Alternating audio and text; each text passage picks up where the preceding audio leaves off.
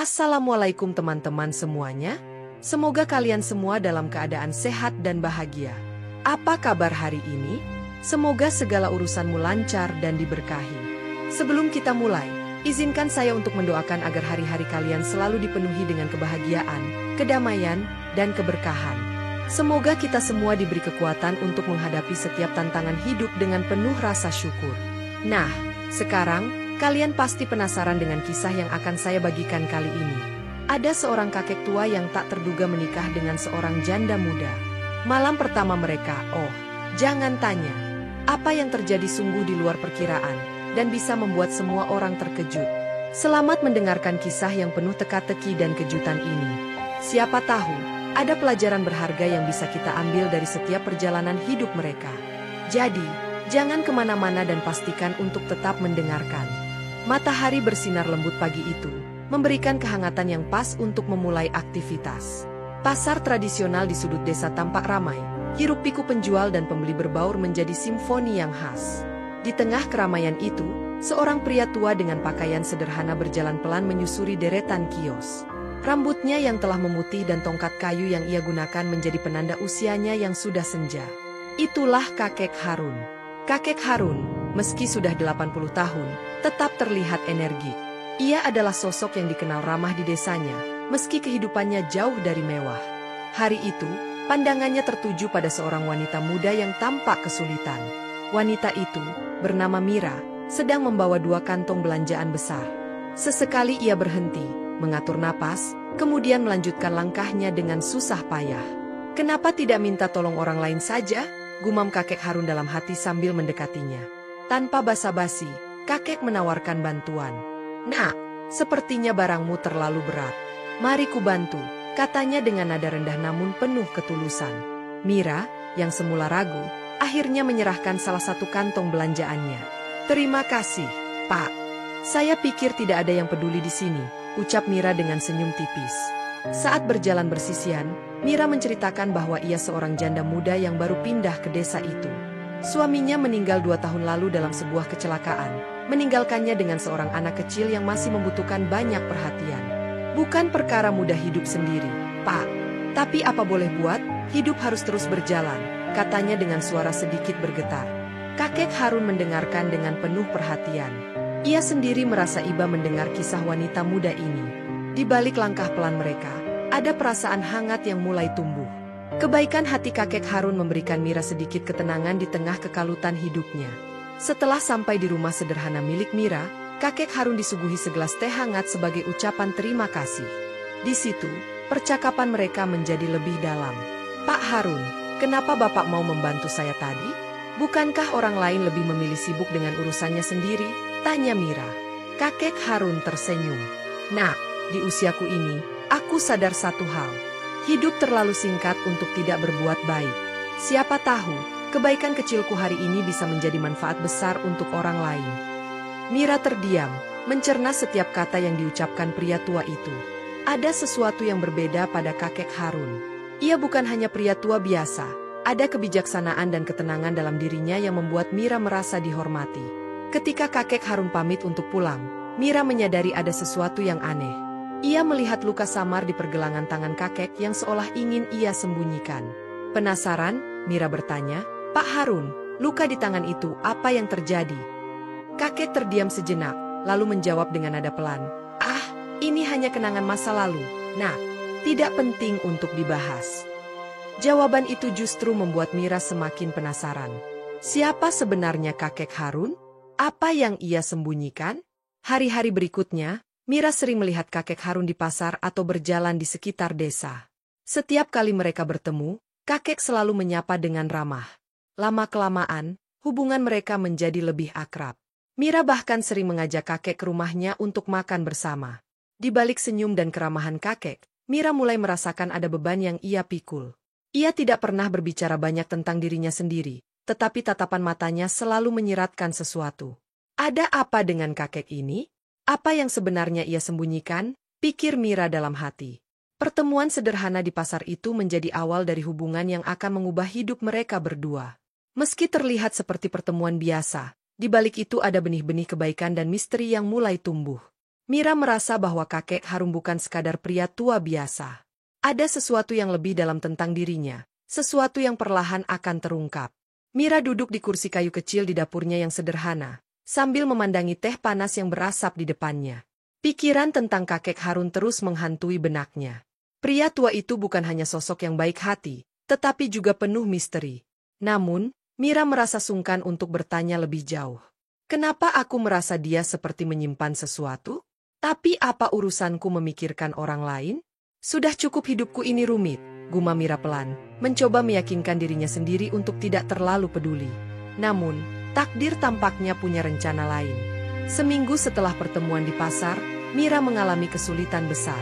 Anak semata wayangnya, Nia, yang baru berusia 5 tahun, demam tinggi. Tengah malam, Mira kebingungan karena tidak punya kendaraan untuk membawa Nia ke dokter. Dengan perasaan putus asa, ia hanya bisa menangis di tepi tempat tidur sambil mengelap keringat anaknya yang terus mengucur. Tiba-tiba, suara ketukan pelan di pintu rumahnya mengejutkan Mira. Siapa yang datang di jam seperti ini? Dengan rasa khawatir, ia membuka pintu. Pak Harun. Mira terkejut melihat pria tua itu berdiri di depan rumahnya sambil membawa lentera kecil. Nah, aku mendengar Nia sakit. Ada apa? Apa yang bisa kubantu? Tanya kakek dengan nada lembut. Mira bingung sekaligus terharu. Tapi bagaimana Bapak tahu? Saya bahkan belum cerita ke siapapun. Kakek Harun hanya tersenyum tipis. Kadang, orang tua punya naluri yang tak bisa dijelaskan. Biar aku bantu. Tanpa banyak bicara lagi, kakek mengajak Mira membawa Nia ke puskesmas terdekat. Dengan langkah hati-hati, mereka bertiga berjalan di bawah sinar rembulan. Meski usianya sudah senja, kakek terlihat kuat, bahkan menawarkan untuk menggendong Nia di tengah perjalanan. Pak Harun, kenapa Bapak mau repot-repot membantu saya? Bapak bahkan tidak kenal saya dengan baik, tanya Mira dengan nada bergetar. Kakek menatapnya dengan penuh arti. Nak, aku tahu rasanya kehilangan. Aku tahu rasa sakit saat merasa sendirian. Kalau aku bisa meringankan bebanmu, kenapa tidak? Jawaban itu membuat Mira terdiam. Ada sesuatu dalam cara kakek Harun bicara yang membuatnya ingin menangis. Setelah malam yang panjang, kondisi Nia akhirnya membaik. Mira terus mengucapkan terima kasih kepada kakek, namun pria tua itu hanya menggeleng. Jangan terlalu dipikirkan, Nak. Aku hanya melakukan apa yang seharusnya dilakukan manusia pada sesamanya, katanya sambil tersenyum. Sejak malam itu, Mira merasa ada ikatan yang berbeda dengan kakek Harun. Ia mulai sering mengunjungi rumah kakek yang sederhana. Mira membawa makanan atau sekadar duduk mengobrol di teras. Kakek selalu menyambutnya dengan ramah, meski tidak pernah terlalu banyak bercerita tentang dirinya sendiri. Apa Bapak tidak kesepian tinggal sendiri? Tanya Mira suatu hari. Kakek menghela napas panjang. Kesepian itu sudah seperti sahabat lama bagiku, Nah, tapi aku sudah berdamai dengannya. Lagi pula, aku punya teman-teman kecil di sekitar sini. Mira mengernyit bingung. Teman-teman kecil? Kakek tertawa kecil. Burung-burung, kucing liar, pohon-pohon. Mereka yang menemaniku setiap hari. Jawaban itu membuat Mira tersenyum. Namun, ia juga merasa semakin penasaran. Siapa sebenarnya pria tua ini? Suatu sore, ketika Mira membawa sepiring kue untuk kakek, ia melihat sesuatu yang mengejutkan. Di meja kecil di sudut rumah kakek, ada foto seorang wanita muda dengan senyum manis. Wajah wanita itu terlihat sangat mirip dengan Mira. Pak Harun, siapa ini? Tanya Mira sambil menunjuk foto tersebut. Kakek tertegun sejenak sebelum menjawab. Dia istriku, almarhumah Ratna. Wajahmu mengingatkanku padanya. Itulah sebabnya aku merasa ada sesuatu yang istimewa ketika pertama kali bertemu denganmu. Mira terdiam, tak tahu harus berkata apa. Kakek melanjutkan dengan suara berat. Ratna meninggal puluhan tahun lalu. Sejak itu, aku hidup sendiri. Tapi lupakan. Aku tidak ingin membuatmu sedih dengan ceritaku. Namun, Mira tidak bisa melupakan kata-kata itu. Ada luka yang dalam di balik senyum kakek Harun. Kakek Harun tidak hanya membantu Mira di malam itu. Ia sering datang membawa buah atau sayur yang ia tanam sendiri di halaman belakang rumahnya. Nia, anak Mira, semakin dekat dengan kakek dan bahkan mulai memanggilnya, Kakek Harun. Kakek, kenapa kakek baik sekali sama kami? Tanya Nia suatu hari dengan polos. Kakek Harun mengusap kepala gadis kecil itu sambil tersenyum. Karena kakek inginnya tumbuh menjadi anak yang tahu bahwa di dunia ini masih ada kebaikan. Jawaban itu membuat Mira terharu. Kebaikan hati kakek Harun bukan hanya membantu meringankan beban hidupnya, tetapi juga mengajarkan pelajaran berharga tentang empati dan kasih sayang. Namun, di balik semua itu, Mira tahu ada sesuatu yang kakek sembunyikan. Sesuatu yang lebih besar dari sekadar luka masa lalu. Dan ia bertekad untuk mencari tahu. Kebaikan kakek Harun semakin membekas di hati Mira dan anaknya. Kehadiran pria tua itu membawa warna baru dalam kehidupan mereka yang semula suram. Namun, di balik senyum hangat dan kebaikannya, ada rahasia yang belum terungkap. Mira merasa bahwa hubungan ini baru permulaan dari sesuatu yang lebih besar, sesuatu yang akan mengubah hidup mereka selamanya. Matahari pagi menembus jendela kecil rumah Mira, membawa kehangatan yang biasa ia nikmati. Namun, pagi itu berbeda. Mira masih teringat obrolan dengan kakek Harun sore sebelumnya. Ada rasa penasaran yang terus menghantui pikirannya. Kenapa kakek Harun selalu menghindari cerita tentang dirinya? Bahkan ketika aku bertanya tentang keluarganya, dia hanya tersenyum dan mengganti topik, pikir Mira sambil mengaduk teh di cangkir. Mira mencoba melanjutkan aktivitasnya seperti biasa. Namun, perasaan ingin tahu itu tak kunjung hilang. Maka, ketika kakek Harun datang siang itu untuk mengantar hasil kebunnya, Mira memberanikan diri untuk mengajaknya berbicara lebih serius. "Kakek, bolehkah aku bertanya sesuatu yang pribadi?" ujar Mira dengan hati-hati. Kakek Harun, yang sedang menata sayuran di meja, berhenti sejenak. "Tentu, Nak. Apa yang ingin kau ketahui?" Mira menarik napas dalam. Kakek selalu berbicara tentang kebaikan, tapi tidak pernah menceritakan banyak tentang diri sendiri. Apa kakek tidak punya keluarga? Wajah kakek Harun berubah. Ia tersenyum kecil, tetapi matanya menyiratkan kesedihan. "Aku punya keluarga, dulu. Tapi sekarang, aku hanya sendiri. Hidup ini kadang membawa kita ke jalan yang tak terduga." "Apakah mereka tinggal jauh dari sini?" tanya Mira, mencoba mencari tahu lebih dalam. Kakek menggeleng pelan. "Mereka sudah pergi. Ratna, istriku, dan anakku semuanya sudah pergi. Aku memilih hidup di sini untuk mencari ketenangan." Mira terdiam. Ia tak tahu bahwa di balik senyum ramah kakek, ada duka yang begitu mendalam. Beberapa hari kemudian, saat Mira sedang menyapu halaman, kakek Harun datang dengan wajah yang terlihat lebih cerah dari biasanya. "Nak Mira, aku ingin membicarakan sesuatu yang penting," ujar kakek dengan nada serius. Mira menghentikan pekerjaannya dan mempersilakan kakek duduk di bangku kayu di depan rumah. "Apa yang ingin kakek sampaikan?" tanya Mira penasaran. Kakek menarik napas panjang sebelum berbicara. "Aku sudah memikirkannya lama, dan aku rasa ini saatnya aku membuat keputusan. Aku ingin menjual rumahku dan tinggal bersama kalian." Mira tercengang. "Apa? Kenapa kakek tiba-tiba ingin melakukan itu?" "Aku sudah terlalu lama hidup sendiri, Nak. Hidup ini terlalu singkat untuk dihabiskan dalam kesendirian. Aku merasa kalian seperti keluarga bagiku. Aku ingin menghabiskan sisa hidupku bersama kalian, membantu semampuku, dan berbagi cerita dengan Nia. Apakah kau keberatan?" Keputusan kakek Harun itu membuat Mira diliputi kebingungan. Di satu sisi, ia merasa terhormat bahwa kakek mempercayainya.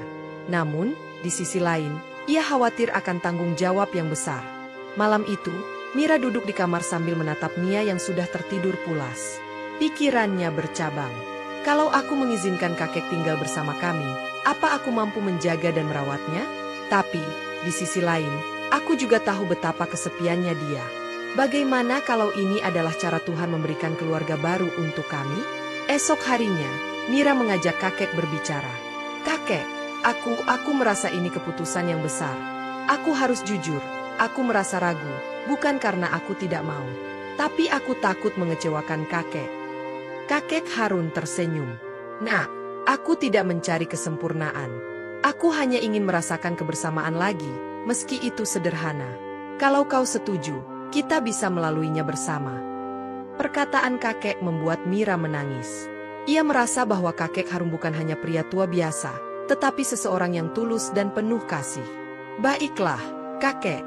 Jika itu keinginan kakek, aku tidak akan menolaknya," ujar Mira sambil menggenggam tangan kakek. Beberapa minggu kemudian, kakek Harun resmi pindah ke rumah Mira. Ia menjual rumahnya dan membagi sebagian uangnya untuk membantu Mira memperbaiki rumah yang mulai usang. Hubungan mereka semakin erat, terutama antara kakek dan Nia. Namun, ada satu hal yang masih menjadi tanda tanya bagi Mira. Mengapa kakek memilih mereka? Apa yang sebenarnya kakek sembunyikan dari masa lalunya? Kehadiran kakek Harun membawa warna baru dalam hidup Mira dan Nia. Namun, keputusan besar ini juga membuka pintu bagi rahasia yang lebih dalam. Mira mulai menyadari bahwa hidup mereka mungkin tidak akan sama lagi setelah ini. Mira duduk di kursi ruang tamu, menatap keluar jendela. Udara sore yang sejuk membawa rasa tenang, namun hati Mira dipenuhi kegelisahan. Kakek Harun sudah beberapa bulan tinggal bersamanya dan Nia, namun ada sesuatu yang masih mengganjal. Meski kakek adalah sosok yang penuh kasih dan perhatian, ada kalanya ia terlihat terperangkap dalam pikirannya sendiri. Ia selalu menghindari pembicaraan tentang masa lalunya. Namun, hari itu, semua itu mulai berubah. Mira sedang sibuk membersihkan dapur ketika pintu rumah diketuk dengan keras. Tanpa memikirkan siapa yang datang, ia membuka pintu dan terkejut melihat seorang pria berpakaian jas rapi berdiri di depan rumah. Pria itu tampaknya sudah cukup tua, dengan wajah yang familiar, namun Mira tak bisa mengingat dari mana. "Selamat sore, Nona Mira," pria itu menyapa dengan suara tegas. "Apakah kakek Harun ada di rumah?" Mira mengernyit, merasa cemas. "Maaf, Anda siapa?" Pria itu tersenyum tipis. "Nama saya Budi, saya teman lama kakek Harun. Saya datang untuk menemuinya. Apakah kakek ada?" Tanpa berkata banyak, Mira mempersilakan pria itu masuk. Di dalam, kakek Harun yang sedang duduk di kursi terkejut melihat Budi. Matanya seolah menceritakan sesuatu yang telah lama terkubur. "Budi, sudah lama sekali." "Ya, ada apa kau datang ke sini?" Suara kakek Harun bergetar, seakan memendam emosi yang sulit ia ungkapkan. Budi mengangguk, namun raut wajahnya serius. "Kakek, kita harus berbicara. Ada sesuatu yang tidak bisa lagi ditunda." Mira yang merasa terabaikan oleh percakapan mereka, duduk diam sambil mencoba mendengar dengan seksama. Kakek Harun dan Budi berbicara dengan nada yang tegang, seolah menyembunyikan sebuah rahasia besar. "Ada apa, Budi? Kenapa kau datang tiba-tiba? Apa kau ingin aku kembali ke masa lalu itu?" Kakek bertanya, suaranya serak. Budi menatap kakek dengan tatapan penuh makna. "Kakek, kau tahu bahwa tidak ada yang bisa disembunyikan selamanya. Apa yang kau lakukan di masa lalu, itu akan terungkap.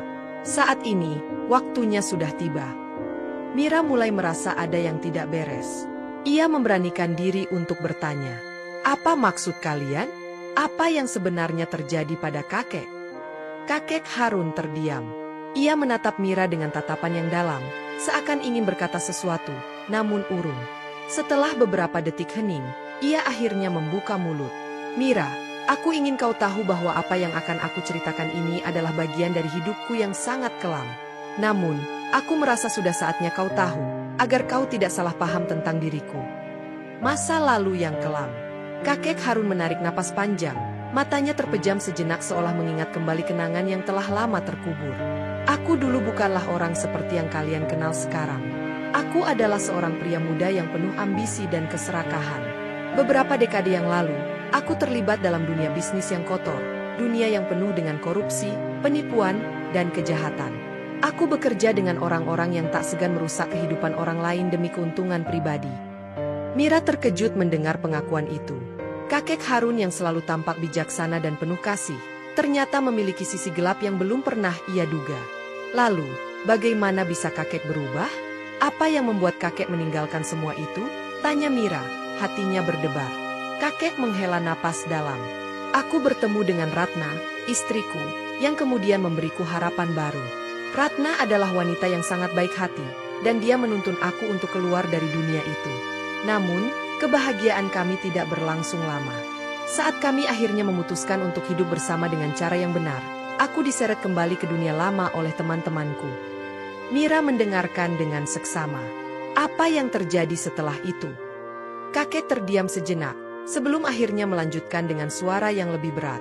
"Ratna meninggal dalam kecelakaan, dan itu menghancurkan hidupku. Aku merasa bersalah karena tidak bisa melindunginya, dan sejak saat itu, aku memutuskan untuk meninggalkan semua yang ada dalam hidupku, termasuk orang-orang yang dulu kuanggap sahabat." Budi yang sejak tadi hanya diam, akhirnya angkat bicara. "Kakek, sudah saatnya kamu kembali ke dunia yang dulu. Kami membutuhkanmu lagi." Bisnis ini tidak akan bertahan tanpa bantuanmu. Mira mendengarkan dengan terkejut. Bisnis kotor? Dunia yang gelap? Apakah itu berarti kakek Harun pernah terlibat dalam penipuan dan kekerasan? Tidak, Budi. Itu sudah berlalu. Aku tidak akan kembali ke jalan itu lagi, jawab kakek dengan tegas, meski nada suaranya penuh kelelahan.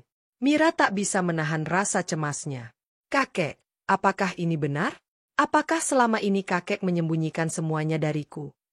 Kakek Harun menatap Mira dengan mata yang penuh penyesalan. Mira, aku tidak ingin kau mengetahui sisi gelap hidupku. Aku tidak ingin kau melihatku sebagai seseorang yang buruk.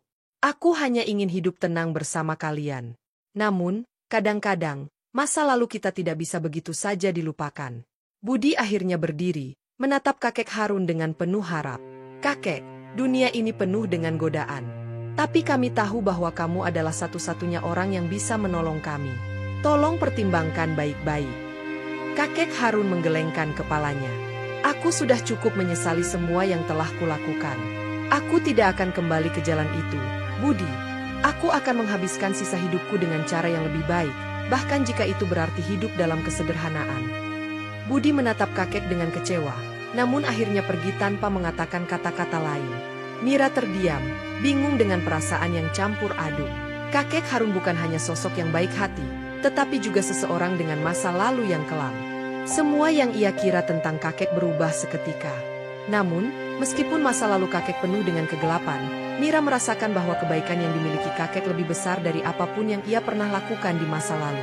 Keputusan kakek untuk tidak kembali ke dunia itu, dan memilih hidup bersama mereka, adalah langkah yang penuh pengorbanan. Rahasia besar yang terungkap tentang masa lalu kakek Harun membawa Mira pada pemahaman baru. Kakek bukan hanya pria baik hati, tetapi juga seseorang yang berjuang untuk menebus kesalahan masa lalunya. Meskipun masa lalu itu penuh dengan kejahatan, keputusan kakek untuk mengubah hidupnya adalah bukti bahwa kebaikan bisa datang dari tempat yang paling tak terduga. Namun, pertanyaan yang masih tersisa dalam pikiran Mira adalah, apakah benar-benar mungkin untuk meninggalkan masa lalu yang begitu kelam dan memulai hidup baru? Apakah kakek benar-benar bisa melepaskan bayang-bayang masa lalunya yang gelap?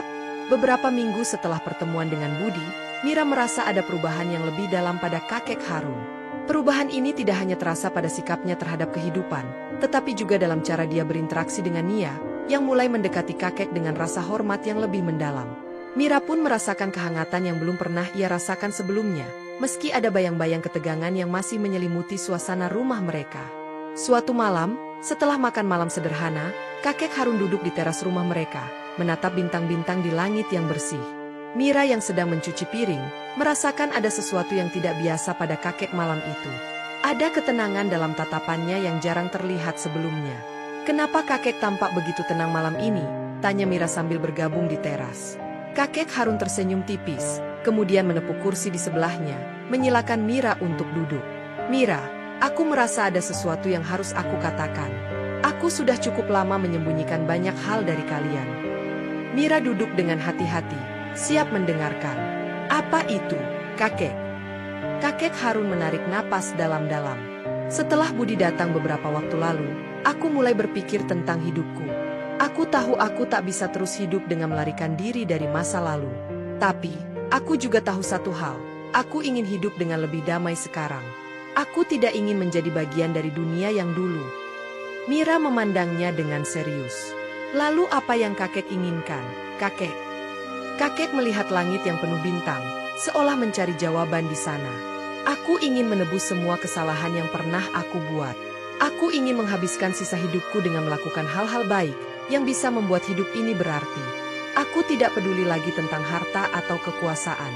Yang aku inginkan sekarang adalah kedamaian, baik untukku maupun untuk orang-orang yang kucintai. Hari-hari setelah percakapan itu, Mira mulai melihat perubahan nyata pada kakek.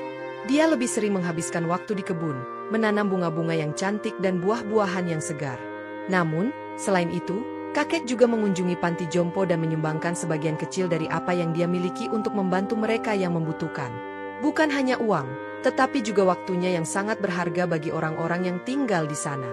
Kakek, kenapa melakukan semua ini? Tanya Mira suatu pagi ketika kakek sedang membawa sebungkus roti dan susu untuk dibagikan di panti. Karena ini adalah cara terbaik yang aku tahu untuk menebus semuanya, jawab kakek dengan suara lembut. Aku dulu terlalu egois, hanya memikirkan diriku sendiri. Sekarang aku ingin berbagi, membantu, dan memberi. Itu saja yang bisa kuperbuat. Mira mengangguk, merasakan kehangatan dari setiap kata yang diucapkan kakek. Ada kebanggaan dalam dirinya melihat kakek begitu bertekad untuk memperbaiki kesalahan masa lalu. Namun, ia tahu bahwa jalan menuju kedamaian ini tidak akan mudah. Tetapi, kedamaian yang dicari kakek tidak datang tanpa tantangan. Beberapa minggu setelah itu, Budi kembali muncul dengan urgensi yang mendalam. Dia datang ke rumah mereka dengan ekspresi yang serius, bahkan sedikit cemas. "Kakek, aku tahu kamu berusaha untuk menjalani hidup yang lebih baik. Tapi, kita punya masalah. Orang-orang lama yang kamu kenal, mereka masih menginginkan bantuanmu. Dan, aku harus memberitahumu ini, mereka tidak akan membiarkanmu pergi begitu saja." Mira merasa jantungnya berdegup kencang mendengar percakapan itu. "Apa maksudmu, Budi?" tanya Mira, sedikit panik. Budi menatapnya dengan serius. "Mereka datang untuk menarik kakek kembali. Mereka tahu bahwa tanpa bantuanmu, bisnis mereka akan runtuh. Dan mereka siap melakukan apa saja untuk meyakinkanmu kembali ke dunia itu." Kakek Harun yang mendengar percakapan itu, menatap Budi dengan tatapan tajam. "Mereka bisa mencoba, tapi aku sudah memilih jalanku. Aku tidak akan kembali lagi ke sana. Aku tidak akan kembali ke dunia kegelapan itu." Budi menghela napas panjang. "Kakek, aku tahu kamu sudah berubah. Tapi dunia itu tidak akan membiarkanmu begitu saja. Mereka akan mencari cara untuk menahanmu." Kakek Harun tetap teguh pada pendiriannya. "Mira, ini adalah ujian terakhir dalam hidupku. Aku harus berdiri di atas pilihanku sendiri, dan jika itu berarti aku harus melawan masa laluku, aku siap melakukannya." Mira melihat kakek dengan rasa kagum yang mendalam. "Aku percaya pada kakek, dan aku tahu kakek bisa melakukannya. Kita bersama-sama akan menghadapi ini, kakek." Budi pun mengangguk, meskipun raut wajahnya masih terlihat cemas. "Aku harap kalian berdua tahu, ini bukanlah masalah kecil. Tapi, jika ada orang yang bisa menang, itu adalah kakek." Beberapa minggu kemudian, kakek Harun menghadapi mereka yang datang dari masa lalunya. Mereka menawarkan uang, kekuasaan, dan segala sesuatu yang bisa kembali membawa kakek ke dunia lama. Namun, kakek dengan tegas menolaknya. Tidak ada lagi yang bisa menggoda hatinya. Kakek akhirnya mengerti bahwa kedamaian sejati bukanlah tentang memiliki lebih banyak kekuasaan atau uang, tetapi tentang menemukan kebebasan dalam menjalani hidup yang penuh makna. Ketika orang-orang itu pergi, kakek Harun akhirnya merasa lega. Masa lalu yang begitu kelam tidak lagi menguasai hidupnya. Bersama Mira dan Nia, ia mulai menikmati sisa hidupnya dengan damai.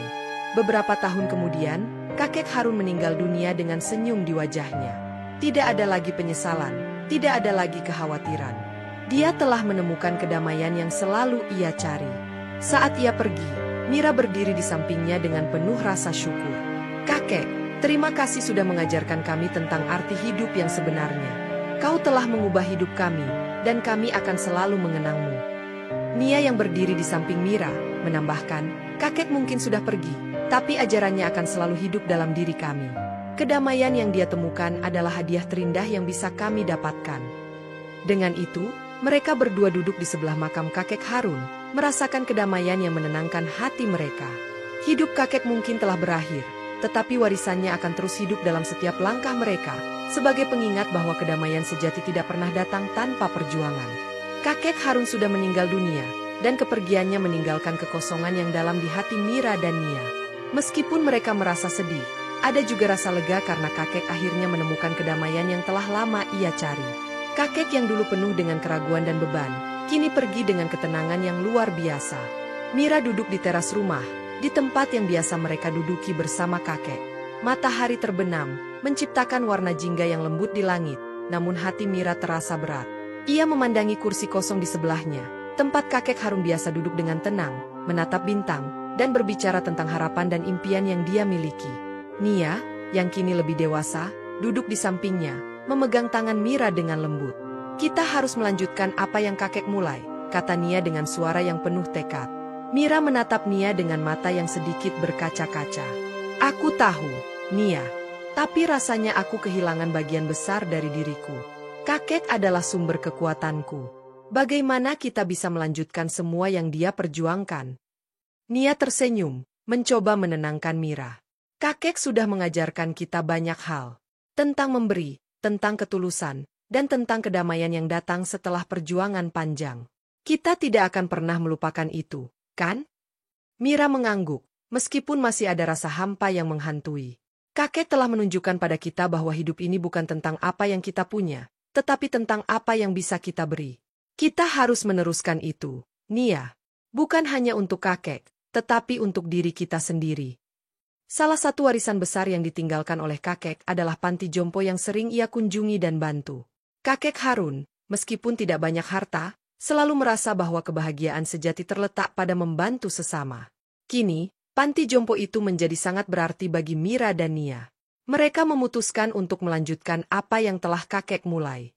Suatu hari, Mira dan Nia mengunjungi panti jompo yang sering dikunjungi kakek. Di sana, mereka bertemu dengan beberapa lansia yang pernah merasakan kebaikan hati kakek. Mereka berterima kasih kepada Mira dan Nia atas dedikasi mereka, dan dengan hangat memeluk mereka seperti keluarga sendiri. Saya tidak tahu apa yang akan terjadi jika kakek Harun tidak datang ke sini, kata salah satu penghuni panti yang sudah sangat tua, dengan mata berkaca-kaca. Dia adalah cahaya di tengah kegelapan kami. Kami semua akan selalu mengingatnya. Mira dan Nia merasa terharu. Bagi mereka, ini adalah panggilan untuk bertanggung jawab dan meneruskan warisan kakek. Mereka mulai merencanakan program-program untuk membantu panti jompo itu, termasuk memberikan makanan, pakaian, dan lebih banyak perhatian kepada para lansia yang membutuhkan. Membangun bisnis sosial yang berdampak. Selain panti jompo, kakek Harun juga pernah berbicara tentang pentingnya membuat perubahan dalam kehidupan orang banyak melalui cara-cara yang sederhana namun berdampak. Mira dan Nia merasa bahwa ini adalah saat yang tepat untuk membangun sesuatu yang lebih besar dari sekadar sumbangan pribadi. Mereka ingin mendirikan sebuah bisnis sosial yang tidak hanya mendatangkan keuntungan, tetapi juga membantu masyarakat yang membutuhkan. Mira, aku berpikir, mungkin sudah saatnya kita memulai bisnis yang bisa memberikan manfaat bagi banyak orang.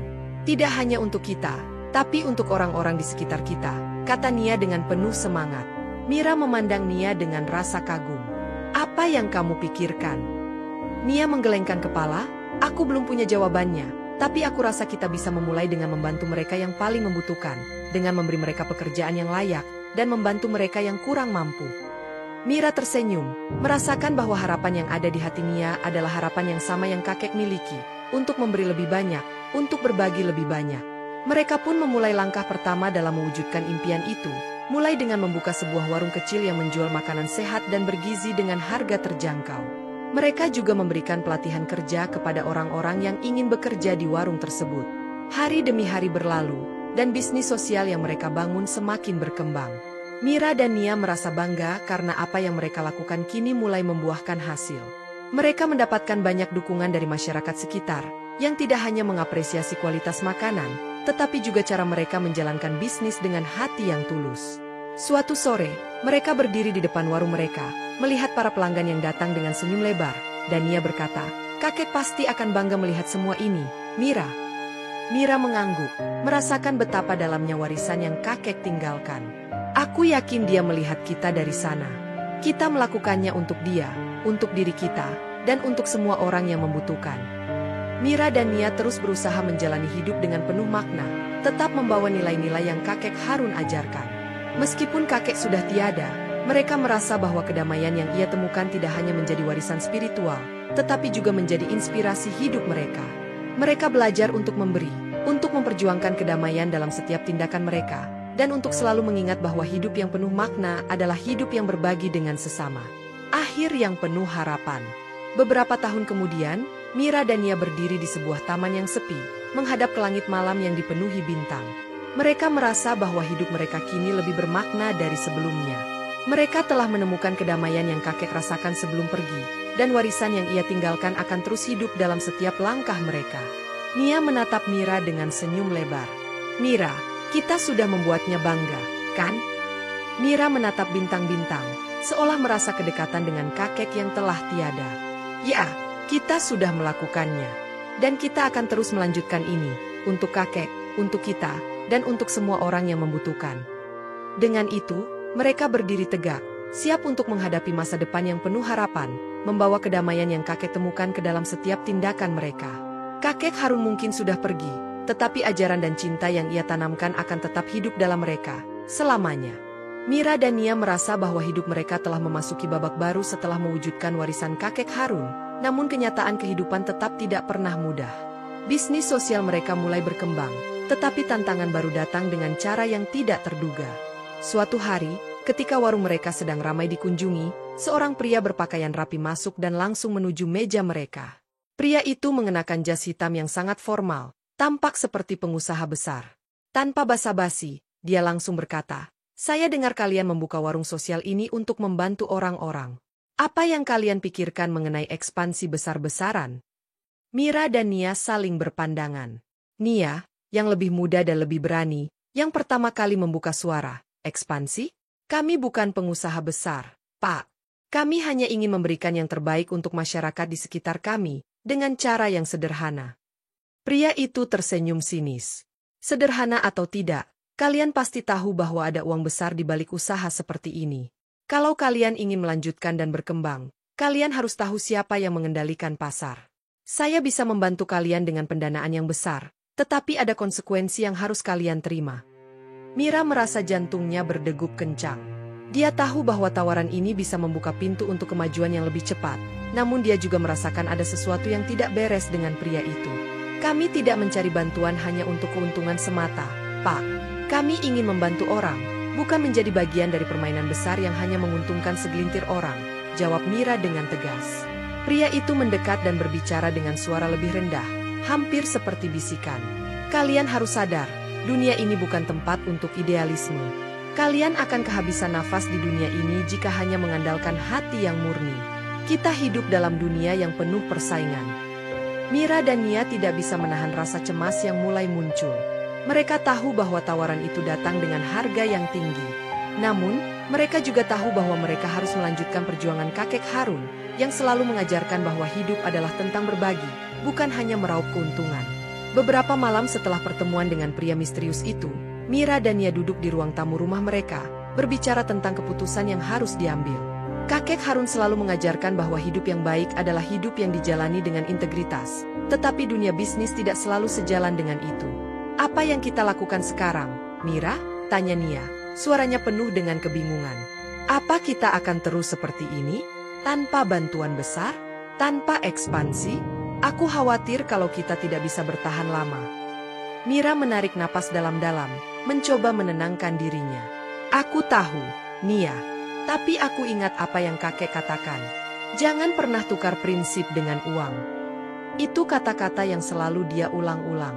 Kalau kita memulai untuk tujuan yang salah, semuanya akan berakhir salah juga. Namun, dilema mereka tidak berhenti di sana. Beberapa minggu kemudian, mereka menerima berita yang mengejutkan. Beberapa investor besar mulai memperhatikan warung sosial mereka dan mendekati mereka dengan tawaran yang lebih menggiurkan, dana yang lebih besar, namun dengan konsekuensi yang semakin berat. Tawaran untuk membuka cabang di berbagai kota, menjangkau pasar yang lebih luas, dan menjadi pemain besar di industri makanan. Di satu sisi, mereka bisa melayani lebih banyak orang, tetapi di sisi lain, mereka harus mengorbankan prinsip yang selama ini mereka pegang. Mira merasa terbeban, dan dia menyadari bahwa dia tidak bisa menanggung keputusan ini seorang diri. "Nia, aku butuh kamu untuk mengambil keputusan ini bersamaku. Aku tidak tahu apakah kita harus memilih jalur ini. Apa yang harus kita lakukan?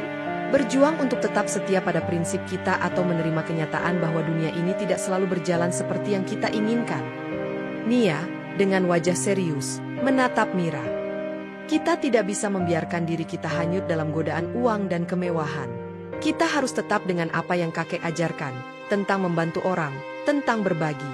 Aku tahu ini tidak mudah, tapi kita harus bertahan. Kalau kita mulai menukar tujuan kita dengan uang, kita akan kehilangan semuanya." Dengan semangat yang berkobar, Mira dan Nia memutuskan untuk menolak tawaran investor besar yang datang dengan uang melimpah itu. Mereka memilih untuk tetap mempertahankan visi mereka, bisnis sosial yang bertujuan memberi, bukan sekadar mencari keuntungan. Namun, keputusan ini ternyata bukan tanpa konsekuensi. Beberapa bulan kemudian, mereka mulai merasakan tekanan dari berbagai pihak. Para pesaing mulai menghujani mereka dengan taktik bisnis yang keras, menawarkan harga yang lebih murah dan kualitas yang lebih tinggi. Banyak pelanggan yang mulai beralih, mencari harga yang lebih rendah di tempat lain. Bisnis mereka mulai merosot, dan tekanan finansial semakin berat. Suatu malam, ketika Mira sedang menyiapkan bahan-bahan untuk warung, Nia datang dengan wajah cemas. "Mira, kita harus menghadapi kenyataan ini. Kita tidak bisa terus begini. Kalau kita terus berjuang seperti ini, kita akan kehilangan semuanya. Aku takut kita akan terpaksa tutup." Mira menatap Nia dengan mata yang penuh keraguan, namun ada sebuah keteguhan yang tak tergoyahkan di dalam dirinya. "Kita harus tetap berpegang pada apa yang benar, Nia. Kalau kita berhenti sekarang, itu artinya kita mengkhianati semua yang telah kita perjuangkan. Kita harus terus berjuang, bahkan jika itu artinya kita harus jatuh dulu untuk bangkit kembali." Namun, ketika keadaan semakin genting, sebuah kejadian tak terduga terjadi. Seorang pengusaha besar yang sebelumnya menolak untuk bekerja sama dengan mereka, yang juga mengetahui bagaimana Mira dan Nia mempertahankan prinsip mereka, datang untuk menawarkan bantuan. Kali ini, bukan dalam bentuk uang, melainkan dalam bentuk jaringan dan kesempatan untuk memperkenalkan produk mereka kepada pasar yang lebih luas, dengan syarat mereka tetap menjaga visi sosial mereka. "Saya menghormati keputusan kalian," kata pengusaha itu dengan rendah hati. "Dan saya ingin menawarkan kesempatan untuk membantu kalian bertahan. Tidak dengan uang, tetapi dengan cara yang lebih sesuai dengan apa yang kalian perjuangkan. Karena kadang-kadang, yang kita butuhkan bukan hanya modal, tapi kepercayaan dan dukungan." Mira dan Nia terdiam, merasa terkejut dan lega. Meskipun awalnya mereka meragukan tawaran tersebut, kali ini mereka merasa bahwa ada harapan. Mereka sadar bahwa dalam hidup, kadang-kadang tantangan datang untuk menguji sejauh mana kita benar-benar memegang teguh prinsip yang kita anut. Dan terkadang, keajaiban datang pada saat yang paling tidak terduga. Dengan bantuan pengusaha tersebut, Mira dan Nia bisa melanjutkan perjuangan mereka. Tidak hanya untuk menjaga warisan kakek, tetapi juga untuk memastikan bahwa dunia tetap melihat pentingnya nilai berbagi dan membantu sesama, bahkan di tengah dunia yang serba mengutamakan keuntungan.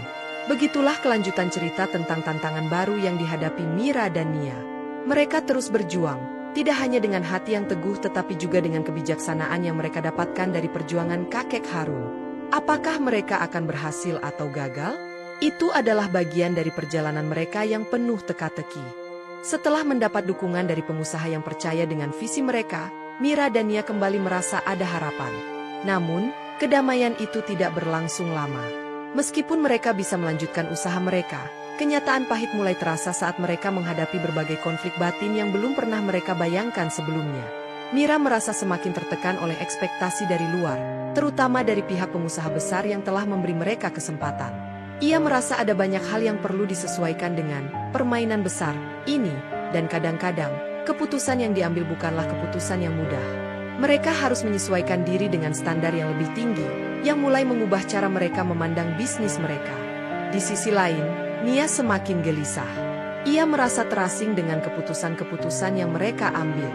Walaupun ia sangat ingin menjaga prinsip yang diajarkan oleh kakek Harun, ia merasa bahwa mereka sedang berpacu dengan waktu dan semakin terjepit.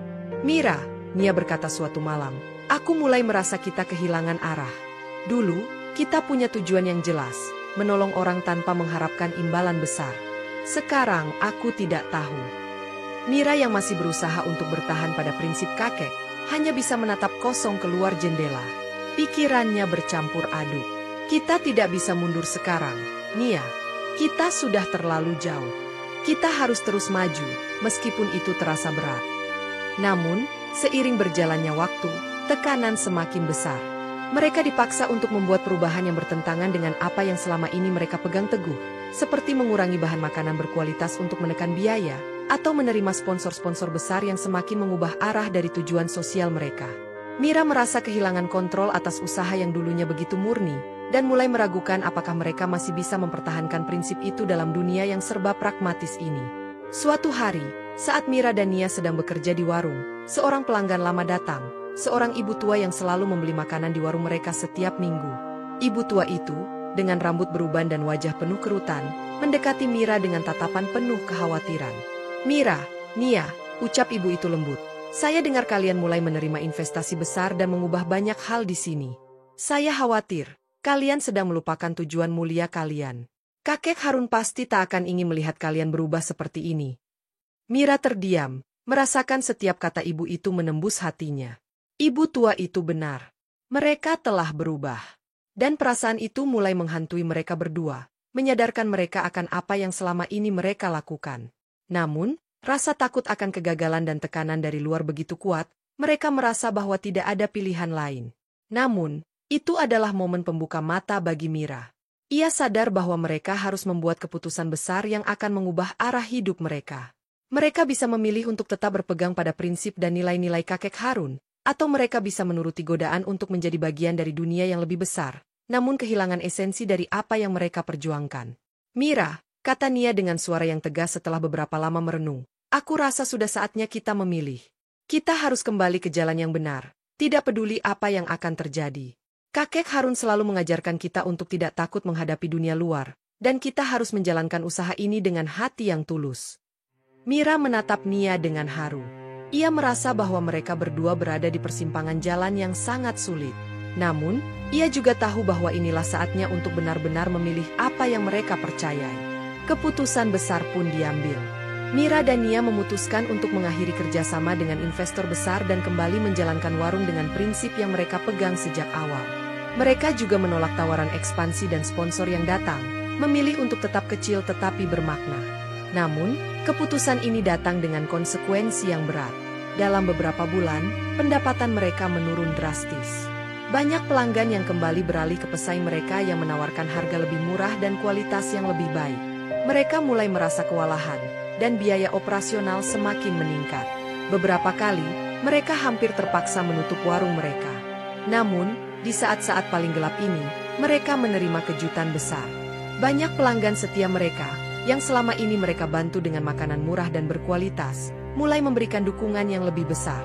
Beberapa pelanggan mulai membayar lebih dari harga yang seharusnya mereka bayar. Beberapa lainnya mulai mendonasikan makanan atau membantu dengan kerja sukarela di warung mereka. Seiring berjalannya waktu, sebuah jejaring komunitas kecil mulai terbentuk di sekitar warung itu. Pelanggan tidak hanya datang untuk makan, tetapi juga untuk berbagi cerita, berbagi kebaikan, dan mendukung satu sama lain. Warung mereka, yang dulunya hanya tempat sederhana untuk makan, kini menjadi pusat kebersamaan yang jauh lebih berarti. Mira dan Nia menyadari bahwa meskipun mereka tidak lagi menjadi bagian dari dunia bisnis besar, mereka telah menemukan sesuatu yang jauh lebih berharga, kepercayaan dan kasih sayang dari masyarakat yang mereka bantu. Itu adalah hadiah terbesar yang bisa mereka terima.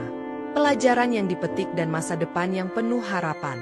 Beberapa tahun kemudian, ketika warung mereka mulai stabil kembali dan berkembang dengan cara yang lebih organik, Mira dan Nia duduk bersama di bangku yang selalu mereka duduki di teras warung. Mereka mengenang kembali perjalanan panjang yang telah mereka lalui, penuh dengan tantangan, kekecewaan, tetapi juga kebahagiaan yang tak terduga. Kakek Harun pasti bangga melihat kita sekarang, kata Nia dengan senyum lembut. Meskipun kita tidak menjadi besar, kita tetap menjaga apa yang dia ajarkan. Mira mengangguk. Kita mungkin tidak tahu apa yang akan terjadi di masa depan, Nia. Tapi kita tahu satu hal, kita tidak akan pernah meninggalkan apa yang benar. Kakek Harun mengajarkan kita untuk berjuang, bukan untuk keuntungan, tetapi untuk kebaikan. Dan itulah yang akan kita bawa sampai kapanpun. Dalam keheningan itu, Mira dan Nia merasa lega. Mereka tahu bahwa apa yang mereka lakukan bukan hanya tentang makanan atau uang, tapi tentang menjaga nilai yang lebih besar, nilai yang diwariskan oleh kakek Harun. Warisan yang tak ternilai harganya. Dengan begitu, Mira dan Nia menghadapi tantangan hidup mereka dengan keberanian, kejujuran, dan hati yang penuh kasih. Mereka telah memilih jalan yang sulit, namun mereka tahu bahwa itu adalah jalan yang benar. Masa depan mereka penuh dengan harapan, karena mereka memahami bahwa meskipun dunia berubah, nilai-nilai sejati tak akan pernah lekang oleh waktu. Setelah kakek Harun meninggal dunia, Nia merasa hidupnya berubah drastis. Meski masih muda, kepergian kakek yang sangat ia cintai dan hormati meninggalkan bekas yang mendalam dalam hatinya. Ia merasa kesepian, namun lebih dari itu, ia merasa bahwa ada janji yang harus ia tepati. Janji untuk tetap setia pada kenangan dan pengajaran kakek yang selama ini menjadi penopang hidupnya. Beberapa bulan setelah kepergian kakek, hidup Nia mulai berlanjut. Ia tetap menjalankan warung dan berusaha menjaga agar usaha mereka tetap berjalan, meski dengan tantangan besar. Namun, di luar itu, hidupnya mulai dipengaruhi oleh rasa sepi yang kian mengganggu. Teman-teman dan keluarganya mulai menyarankan agar ia membuka hati untuk orang lain, bahkan mempertimbangkan untuk menikah lagi. Pada suatu sore, ketika Nia sedang duduk di teras warung, seorang pria muda bernama Arif datang menemui Nia. Arif adalah seorang pengusaha muda yang sudah lama tertarik dengan warung mereka. Dia sering datang untuk membeli makanan dan berbicara dengan Nia. Setelah beberapa kali bertemu, Arif mulai menunjukkan ketertarikan yang lebih dari sekadar hubungan profesional. "Bu Nia," kata Arif dengan hati-hati, "aku tahu ini mungkin terlalu cepat, tapi aku ingin sekali mengajakmu berbicara tentang masa depan. Aku rasa kita bisa saling melengkapi. Aku ingin kamu tahu bahwa aku serius dengan perasaan ini." Nia terdiam. Perkataan Arif memang menyentuh hatinya, namun dalam dirinya, ada perasaan yang membara, rasa setia kepada kakek Harun yang sudah meninggal. Baginya, kakek bukan sekadar seorang yang pernah mengajarkannya hidup, tetapi juga cinta sejati yang tak terungkapkan. Perasaan itu tak mudah digantikan dengan siapapun, bahkan oleh seorang pria muda yang tampaknya begitu penuh perhatian. Nia kemudian berbicara dengan lembut, "Arif, aku sangat menghargai perhatianmu. Tapi kamu harus mengerti, ada bagian dari diriku yang masih terikat dengan seseorang yang sudah tiada. Kakek Harun bukan hanya guru dan pelindung, dia adalah cintaku. Dan aku merasa bahwa aku belum bisa membuka hati untuk orang lain. Tidak ada yang bisa menggantikan tempatnya di hatiku." Arif terkejut, tetapi ia mencoba untuk tetap sabar. "Nia, aku mengerti perasaanmu. Tapi hidup terus berjalan. Kamu masih muda, dan aku yakin kamu pantas mendapatkan kebahagiaan. Aku tidak ingin kamu merasa terperangkap dalam kenangan yang sudah lama berlalu." Namun, meskipun Arif berbicara dengan lembut, kata-katanya tidak bisa mengubah pendirian Nia. Ia merasa seperti sebuah pengkhianatan terhadap kakek jika ia membuka hati untuk orang lain. Setiap malam, ia merenung, mengingat kembali kenangan indah bersama kakek, saat mereka berjalan bersama di hutan, berbicara tentang hidup, atau hanya duduk di dekat api unggun sambil menikmati kebersamaan yang sederhana. Baginya, kakek adalah segalanya, dan ia tidak merasa siap untuk menggantikan tempat itu dengan siapapun, meskipun Arif jelas adalah pria yang baik. Sementara itu, Arif tidak menyerah begitu saja. Dia mulai terus-menerus menunjukkan perhatian kepada Nia, dari membantu dengan pekerjaan di warung, memberikan dukungan untuk usaha mereka, hingga mengajak Nia untuk menghadiri acara bersama. Namun, Nia tetap tegas pada pilihannya. Ia merasa bahwa perasaannya terhadap kakek adalah sesuatu yang tidak bisa dipaksakan untuk dilupakan begitu saja. Beberapa minggu kemudian, Arif datang sekali lagi, kali ini dengan perasaan yang lebih berat. "Nia," katanya dengan serius, "aku tahu kamu sangat setia kepada kakek Harun. Tapi aku juga ingin kamu tahu bahwa aku bukan ingin menggantikan tempatnya. Aku hanya ingin menemanimu menjalani hidup, menjadi bagian dari hidupmu, tanpa harus melupakan kakek." Nia menatapnya dalam-dalam. Untuk pertama kalinya, ia merasa dilema yang mendalam. Di satu sisi, ia tidak ingin mengecewakan Arif yang begitu tulus, tetapi di sisi lain, ia merasa bahwa hidupnya sudah lengkap dengan kenangan kakek Harun. Baginya, setia pada kenangan kakek bukan hanya soal perasaan, tetapi juga tentang menjaga warisan hidup yang telah diajarkan kepadanya. "Arif," jawab Nia pelan, "kakek Harun selalu mengajarkan aku bahwa cinta sejati bukan tentang mencari pengganti, tetapi tentang menghormati kenangan dan perjuangan yang telah dilalui bersama. Aku tidak bisa membiarkan diriku begitu saja berpindah hati, karena itu akan mengingkari apa yang sudah aku yakini dan janjikan pada diriku sendiri."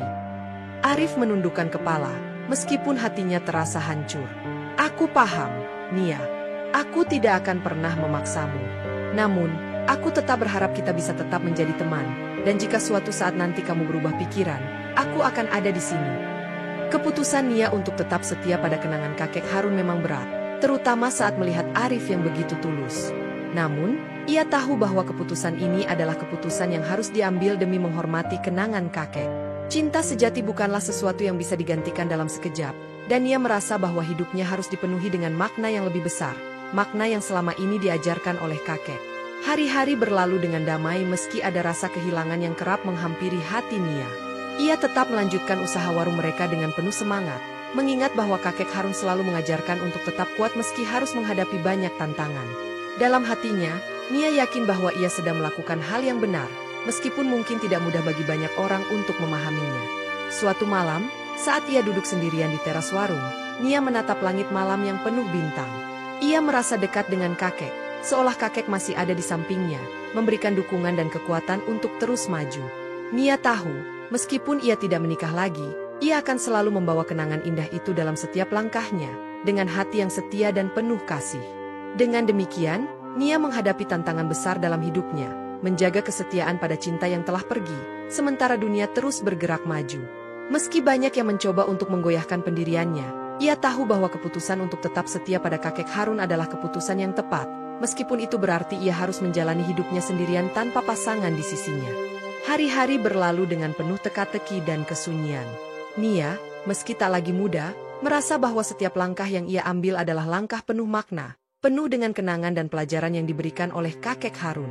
Meski waktu terus berjalan, meski orang-orang di sekitarnya mencoba membawanya ke dalam dunia yang baru, Nia tetap memegang erat satu janji, bahwa kesetiaan pada kakek Harun bukanlah sesuatu yang bisa dibeli dengan waktu atau cinta baru. Suatu malam, saat hujan turun deras, Nia duduk di kursi goyang yang biasa kakek Harun gunakan. Dinding warung terasa begitu sunyi, namun ada perasaan damai yang menyelimuti dirinya. Saat itu, ia mendengar suara ketukan pintu yang pelan. Nia membuka pintu dan mendapati seorang pria tua dengan wajah yang tidak asing. Arif. "Bu Nia," kata Arif, matanya menunjukkan kelelahan, tapi ada senyum tulus di wajahnya. "Aku datang untuk mengucapkan terima kasih. Aku tahu aku tak bisa menggantikan tempat kakek Harun di hatimu, dan aku tak pernah bermaksud untuk itu. Namun, aku ingin kamu tahu bahwa apa yang aku harapkan darimu bukanlah cinta, tetapi agar kamu tetap bahagia." Nia tertegun sejenak, air mata perlahan menggenang di matanya. "Arif, aku tak tahu apa yang harus kukatakan. Kamu sudah banyak membantu hidupku. Tapi yang aku harapkan hanya satu, yaitu kesetiaan yang tak tergantikan." Arif mengangguk, menyadari bahwa meski ia tak bisa menjadi bagian dari kehidupan Nia, ia masih bisa memberikan sesuatu yang lebih berharga, persahabatan dan dukungan yang tulus. "Aku mengerti, Nia," katanya pelan. "Aku takkan pernah mengganggu hidupmu lagi. Tapi aku akan selalu ada jika kamu membutuhkan bantuan atau teman untuk berbicara." Nia tersenyum dengan penuh rasa terima kasih. "Terima kasih, Arif. Kamu telah mengajarkan aku banyak hal, tentang sabar, tentang menghormati dan tentang ikhlas." Pada saat itu, sebuah keheningan terjalin antara mereka, namun keheningan itu terasa hangat. Seolah-olah, mereka berdua akhirnya menemukan kedamaian yang selama ini mereka cari, walaupun dalam cara yang berbeda. "Alhamdulillah, kita telah sampai di penghujung cerita ini. Terima kasih banyak telah menyaksikan hingga akhir, dan semoga kisah ini bisa memberikan pelajaran berharga bagi kita semua. Cinta sejati, kesetiaan, dan ketulusan adalah nilai-nilai yang kadang terlupakan dalam kehidupan yang sibuk ini. Tapi ingatlah, sejauh apapun kita berjalan, sejauh apapun waktu berlalu, nilai-nilai ini akan selalu ada di dalam hati kita, mengarahkan kita menuju jalan yang benar. Hidup tidak selalu tentang memiliki, tetapi tentang memberi, menjaga, dan mengingat. Kadang kita harus belajar untuk setia pada kenangan dan janji yang kita buat, bahkan ketika dunia mencoba untuk mengubah kita. Dan seperti yang selalu diajarkan oleh kakek Harun, cinta bukan hanya tentang hadir bersama, tapi tentang kehadiran dalam hati meskipun terpisah jarak dan waktu. Jika kamu merasa terinspirasi oleh cerita ini, jangan lupa untuk like dan subscribe agar bisa terus mendapatkan kisah-kisah lainnya yang penuh makna dan hikmah. Terima kasih sudah menonton, dan semoga hidupmu selalu dipenuhi dengan keberkahan dan cinta yang sejati. Sampai jumpa di video selanjutnya. Jangan lupa like dan subscribe. Terima kasih. Wassalamualaikum.